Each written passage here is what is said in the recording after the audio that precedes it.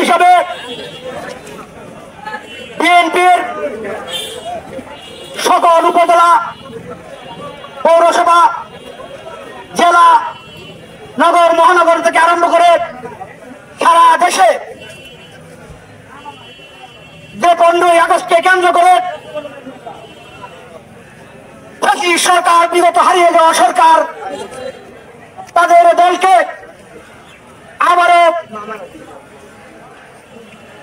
নিজেকে উপস্থাপন করতে চাচ্ছে। আজকে বাংলাদেশে জানেন একটি দ্বিতীয়বারের মতো বাংলাদেশ স্বাধীন হয়েছে। এই বিগত সরকার, হাসিনা সরকার 17 বছরে অসংখ্য মায়ের কুল কালি করেছে। ছাত্র জনতার, বৈষম্যহীন ছাত্র জনতার আন্দোলনের মাধ্যমে আজকে যে বাংলাদেশ দ্বিতীয়বারের মতো স্বাধীন হয়েছে, আজকে মাইকের সামনে দাঁড়িয়ে দুটি কথা বলতে পারছি। সেই ছাত্র জনতার আন্দোলনে খুনি হাসিনা যেভাবে বর্বর ভাবে গুলি চালিয়ে আজকে হত্যা করেছে, তার বিচারের প্রতিবাদে, খুনি হাসিনার বিচারের প্রতিবাদে সারা বাংলাদেশে বিভিন্ন বিএনপি তথা অঙ্গ সহযোগী সংগঠনের বিক্ষোভ মিছিল এবং বিএনপির অবস্থান কর্মসূচি, তারই ধারাবাহিকতায় আজকে গৌরীপুর পৌর যুবদল, উপজেলা যুবদলের যৌথ উদ্যোগে আজকে বিশাল বিক্ষোভ মিছিল হয়েছে। এই বিক্ষোভ মিছিলের মাধ্যমে আমরা জানিয়ে দিতে চাই, যারা নতুন করে আবারও পায়তারা করছেন, বাংলার মাটিতে এদের কোনো জায়গা হবে না। সেটাই আমরা আবারও আপনাদেরকে হুঁশিয়ার করে দিচ্ছি। এ ধরনের কোনো পায়তারা যদি করেন তাহলে এর ফলাফল ভালো হবে না। বিগত ছাত্র জনতার আন্দোলনে বিএনপি তথা সকল সংগঠনের একটি সমর্থন ছিল। আমরা বলবো না এটিতে আমরা অংশীদার, আমরা এটুকু হুঁশিয়ার করে দিতে চাই। কিন্তু রাজনৈতিক দল হিসেবে হারিয়ে যাওয়া, পালিয়ে যাওয়া সেই খুনি হাসিনাকে আবারও যদি কেউ মনে করেন এদেশে ফিরিয়ে আনবেন, আমরা তাদেরকে স্বাগত জানাই। আমরা তাদের বিচারের মুখোমুখি করতে চাই। অবশ্যই আমরা সেই বিচারের, এই মাটিতেই শেখ হাসিনার বিচার হবে। আমরা মনে করি যে দেশেই থাকুক না কেন তাকে আমরাই ফিরিয়ে আনবো, এদেশের জনগণই ফিরিয়ে আনবো। আইনের আওতায় এনে তাকে বিচারের মাধ্যমে শাস্তির ব্যবস্থা করবে। বিগত সরকারের মতো আমরা কখনো খুন গুমে বিশ্বাস করি না, বিএনপি কখনো সেটা বিশ্বাস করে না। কিন্তু কখনো কোন ধরনের যে মিথ্যা ভাবে আমি কারারুদ্ধ ছিলাম, সেই আন্দোলনে যে মামলা হয়েছে কলতাপাড়ায়, সেই মামলায় আমাকে প্রধান আসামি করে কারারুদ্ধ করা হয়েছিল। 5 তারিখ যখন এই সরকারের পতন ঘটল, তার মধ্য দিয়ে আমাদেরকে রাজবন্দির মর্যাদা দিয়ে আমাদেরকে জামিন দেওয়া হলো 6 তারিখে। তারপর থেকে আমি দেখলাম অনেকেই ভয়ে বিভিন্ন ভাবে সরকারের প্রেক্ষাপট চেঞ্জ হলে সবসময় একটি কথা আছে, এই যে লুণ্ঠন, অবৈধভাবে পাহাড় সম গর্ত করে তোলার যে অবস্থা, সেগুলো দেখে বিক্ষুব্ধ জনতা হয়তো ক্ষুব্ধ হয়েছে, তাৎক্ষণিক ভাবে কিছু ধ্বংসযজ্ঞ চালিয়েছে। এটি সেই প্রেক্ষাপট পরিবর্তনের ধারাবাহিকতার অংশমাত্র। তারপরে বিভিন্নভাবে মুখ দেখানো কিছু কর্মকাণ্ড ঘটেছে। হিন্দুরা ভয় আছে, সংখ্যালঘুরা ভয় আছে, এই ধরনের একটি কথা যখন আমি শুনলাম, আমি নিজে এসে সারা গৌরীপুরের সমস্ত দোকানপাট খুলে দিলাম। ছিলেন কোন ভয়ের সংস্কৃতি আমি দেখি নাই। পদ্মাবতী তার ধারাবাহিকতা চলছে। আমরা জনগণের পাশে আছি, আমরা সংখ্যালঘুদের পাশে আছি। তারা কখনো আমরা সংখ্যালঘু মনে করি না, তারা বাংলাদেশের মানুষ, তারা বাংলাদেশি হিসাবে আমরা তাদেরকে চিনি। এই গরিপুরের কথা বলতে চাই, আমি এখন পর্যন্ত এমন কোন ঘটনা শুনি নাই যে এই মন্দির ভেঙে দেওয়া হয়েছে।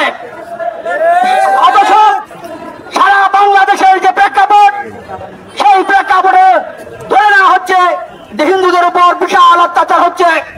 ব্যাপকভাবে গুপ্তচররা, সেই ভারতের গুপ্তচররা বিভিন্নভাবে উস্কানি দেওয়ার চেষ্টা করছে, উস্কানি দিয়ে এই দেশকে আবারও অস্থিতিশীল করার চেষ্টা করছে, যাতে একটি নির্বাচনকে বিলম্বিত করা যায়। আমরা বিএনপি মনে করি এই বিলম্বিত করার কোনো সুযোগ নেই। এই যে অন্তর্বর্তীকালীন সরকার, তাদের উদ্দেশ্যেও বলতে চাই, যত তাড়াতাড়ি নির্বাচনের পরিবেশ তৈরি করবেন ততই আপনাদের জন্য মঙ্গল। নির্বাচিত সরকার ছাড়া, রাজনৈতিক দল ছাড়া কেউ কখনো দেশ চালাতে পারে না, এটাই দুনিয়াতে রাজনীতির হিসাব হিসেবে চলে আসছে। বন্ধুরা, আপনারা জানেন এর মধ্যে বিভিন্ন ধরনের পায়তারা চলছে। আমরা অবশ্যই বৈষম্যহীন ছাত্র আন্দোলনের সেই যে অর্জনকে কোনোভাবেই ভুলে যেতে চাই না। তাদের সেই অর্জনের উপর সম্পূর্ণ আস্থা রেখে, শ্রদ্ধা জানিয়ে এবং শত শহীদের রক্তে ভেজা, শত শহীদের রক্তে রাঙানো আজকের এই দ্বিতীয় স্বাধীনতাকে শ্রদ্ধার সাথে স্মরণ করি এবং সমুন্নত রেখে এই কথা বলছি। আজকে ভেবে দেখেন, আমার যখন সন্তানটি স্কুল থেকে সবাই মাত্র বেরিয়েছে, কলেজে ঢুকছে, জীবনে কখনোই কোনোদিন আমি বাবা হিসাবে বলছি যে রাজনীতি সবসময় প্রশ্ন করেছে তুমি কেন রাজনীতি করো। কিন্তু আজকে যে ছাত্র জনতার মিছিল হয়েছে, যে আন্দোলনটি হয়েছে, সেখানে এসে আমাকে না বলেই চলে গিয়েছিল। আমি যখন জিজ্ঞাসা করলাম, তখন সে বললো এটা তোমাদের আওয়ামী লীগ বিএনপির ব্যাপার নয়, এটি আমাদের ছাত্রদের ব্যাপার।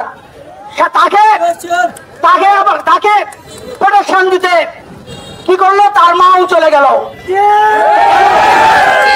আমার সন্তান, আপনার ভাই, আপনার সন্তান, সকলেই মিলেমিশেই কিন্তু আজকের এই অর্জন।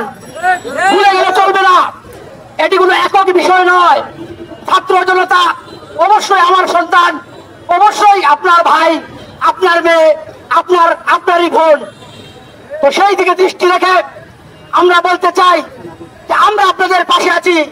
আপনারা যতক্ষণ পর্যন্ত নিজেকে, এই দেশকে শত্রুমুক্ত মনে না করবেন, ততক্ষণ রাজনৈতিক দল বিএনপি আপনাদের পাশে থাকবে এবং আমাদের দিনকাল, আমাদের সামনের ভবিষ্যতের যে আমরা নির্বাচিত সরকার প্রতিষ্ঠা করব, সেই দিকে আমরা অনুরোধ করব আপনারাও সেই দিকেই এই তত্ত্বাবধায়ক সরকারকে পরিচালিত করুন। কারণ যত তাড়াতাড়ি সম্ভব নির্বাচন দিয়ে যাওয়া যায় ততই উত্তম। একটি দেশ কখনো নির্বাচিত সরকারবিহীন চলতে পারে না, তাহলে আবারও সেই স্বৈরশাসকের মর্যাদা পাবে। সংগ্রামী সাথী বন্ধুরা, এই কারণেই যখনই বুঝে গেল এই অন্তর্বর্তীকালীন সরকার হয়তো বা দীর্ঘায়িত হতে পারে, এটি ভেবে ভারত আবার কি করলো, তাদের বিভিন্ন গুপ্তচর দিয়ে আবার এই দেশকে অস্থিতিশীল করার চেষ্টা করলো।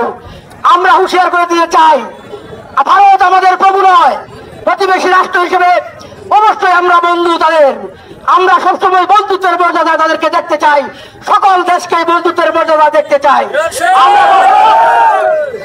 একজনকে বন্ধু ভেবে আরেকজনকে প্রভু ভাবতে চাই না। আওয়ামী লীগের কাছে হয়তো তারা প্রভু ছিল, কিন্তু আমরা মনে করি একটি স্বাধীন রাষ্ট্র হিসেবে তারাও আমাদের বন্ধু, তারাও আমাদের মুক্তিযুদ্ধের সময় সহযোগিতা করেছিল। কিন্তু সেখানে পার্থক্য একটাই, আজকে যে দ্বিতীয় স্বাধীনতা হলো সেখানে কিন্তু বিদেশি রাষ্ট্রের কোনো সাহায্য নাই।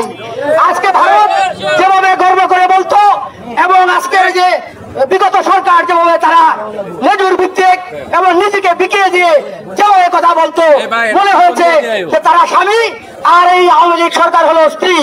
এই যে বিষয়টা সেই যে অবস্থা, এই স্বাধীনতা থেকে তারাই স্মরণ করত। স্বাধীনতার সময় পার্শ্ববর্তী বড় দেশ অবশ্যই সহযোগিতা করবে, সেখানে রাষ্ট্রের বিভিন্ন ধরনের বিষয় থাকে, আঞ্চলিক বিষয় থাকে, সেগুলো বিবেচনা করে হয়তো আমাদেরকে সহযোগিতা করেছেন। কিন্তু তার মানে এই নয় যে আমাদের এই দেশকে তারা পরবর্তীতে লুণ্ঠন করবে, এই সরকারকে চালাবে, বিভিন্নভাবে সরকারকে চালাবে। আজকে যে দেরিতে হলো যে গণ অভ্যুত্থান ঘটে গেল ছাত্র জনতার আন্দোলনের মাধ্যমে, আজকে বুঝেছে, হয়তো ভারতও বুঝেছে যে এটি আমাদের পররাষ্ট্রনীতির একটি ভুল পন্থা ছিল। আমাদের একটি সরকারকে এইভাবে, একটি দলকে কখনোই এইভাবে সাপোর্ট দেওয়া উচিত হয়নি, এবং আপনারা বিভিন্ন পত্রপত্রিকায় সেগুলো স্বীকার করতে দেখেছেন। সংগ্রামী সাথী বন্ধুরা, আমি শুধু এটিকে বলতে চাই, এই যে হত্যাযজ্ঞ চললো, কথা বিলম্বিত করবো না, এই হত্যার বিচার এই বাংলার মাটিতে হতে হবে, এই হত্যার বিচার করব। অবশ্যই আজকে গৌরীপুরের কথা দেখেন, 3টি ছেলে অকাতরে প্রাণ হারিয়ে গেল, অনেক অসুস্থ, তারা আদৌ সুস্থ হবে কিনা, তাদের পঙ্গুত্ব থেকে আদৌ বাঁচতে পারবে কিনা, নিজেকে ফিরে আসতে পারবে কিনা জানি না। আমি বৈষম্য বিরোধী ছাত্র আন্দোলনের যদি নেতৃবৃন্দ এখানে বক্তব্য শুনে থাকেন, তাদেরকে বলি, আপনারা সেই আন্দোলনের একজন বীর সৈনিক, এই গৌরীপুরে যারা অসুস্থ অবস্থায় আছে তাদের খোঁজখবর নেন, তারা চিকিৎসার অভাবে অনেকেই পা হারিয়ে ফেলছে, চোখ হারিয়ে ফেলছে। আপনারা যদি সেই সরকারকে, এই সরকারকে তুলে ধরেন, আপনাদের গুরুত্ব এই অন্তর্বর্তী সরকার অনেকের চেয়ে বেশি দিচ্ছে, এগুলো বিবেচনা করে আপনারা তাদেরকে পুনর্বাসিত করার চেষ্টা করেন। আপনারা শুধু অন্যদিকে বসে থাকলে হবে না, এগুলোকেও দেখতে হবে। তাদের আত্মত্যাগের মাধ্যমে আজকের এই দ্বিতীয় স্বাধীনতা, আজকে এই আপনাদের প্রতি যে মর্যাদা, সেই জনগণ সেই মর্যাদা দিচ্ছে। সংগ্রামী সাথী বন্ধুরা, কথা বিলম্বিত করবো না, বক্তব্য হয়তো অনেক আছে, অনেক দেওয়া যাবে, ব্যক্তিগত কথা বলা যাবে, গৌরীপুরের কথা বলা যাবে। গৌরীপুরে কোনো অবস্থান নেই। আগামী 15 তারিখ অর্থাৎ কালকে বিএনপি কর্মসূচি দিয়েছে, 14 এবং 15 লাগাতার আমরা মাঠে অবস্থান করব। আমরা অবশ্যই 15 আগস্টের কোন ধরনের উস্কানিমূলক কোন ধরনের প্রোগ্রাম আমরা আওয়ামী লীগকে করতে দেব না। আমরা মাঠে থাকবো এবং আমরা সর্বক্ষণ মাঠে থাকবো। আগামীকালকে রাত্রে 12টা পর্যন্ত 11টায় আমরা মাঠে যাবো। এখান থেকে অবস্থান ফিরে নিয়ে উত্তরবাজারে অবস্থান করবো এবং আমাদের অবস্থান চলতে থাকবে। সংগ্রামী সাথী বন্ধুরা, অঙ্গ সংগঠনগুলো তাদের বিক্ষোভ মিছিল প্রদর্শন করবে, এটাই আমাদের দলীয় নির্দেশ। সেই অনুযায়ী আবারও হুঁশিয়ার করে দিয়ে বলতে চাই, কোন ধরনের 15 আগস্টকে কেন্দ্র করে কোন ধরনের বিশৃঙ্খলা করার চেষ্টা করলে তার উপযুক্ত জবাব দেওয়া হবে। সংগ্রামী সাথী বন্ধুরা, অনেক সহ্য করেছি, আর আপনাদের রক্তচক্ষু কেউ সহ্য করবে না, আপনাদের সেই উস্কানি কখনো সহ্য করবে না। কোর্ট থেকে ধরে ধরে নিয়ে আসা হবে, এরপরে যদি কোনো ধরনের